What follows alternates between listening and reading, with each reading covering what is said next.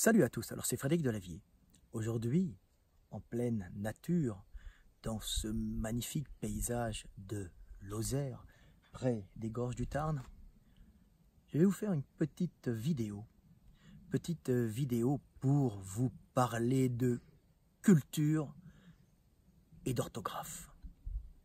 Petite vidéo pour les Français bien sûr, mais aussi pour les autres qui ont quelques traits culturels bien particuliers dont je vais parler dans cette vidéo. Le premier petit texte s'appelle « Se cultiver ». Se cultiver est pour l'esclave, cet être qui ne dirige pas sa vie et obéit au maître, un moyen de s'imposer parmi les siens. L'esclave, en montrant avec fierté son érudition, essaie non pas d'instruire l'autre, mais de l'écraser et de l'humilier afin de s'imposer dans le petit monde médiocre et hiérarchique des soumis. Quant au sage, personnage altruiste et libéré de la sinistre hiérarchie des hommes, il sait que la culture et l'instruction n'ont de valeur que pour ce qu'elles lui apportent pour sa survie et celle de son groupe. Ainsi le sage ne retiendra d'une façon sélective que l'essentiel afin de ne remplir son cerveau que de choses utiles à l'humanité.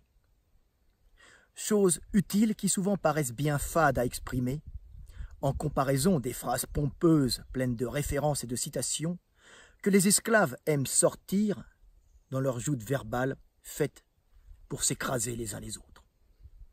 Le second petit texte que je vais vous lire, petit texte court, s'appelle « L'obsession de l'orthographe ». Il est important d'essayer du mieux que l'on peut de respecter la forme. Mais l'obsession maladive de certains individus de se moquer et de mépriser ceux qui font des fautes d'orthographe est souvent une façon pour ces êtres médiocres, maîtrisant la forme mais sans grande capacité de réflexion, d'écraser ceux qui pensent et analysent mieux qu'eux.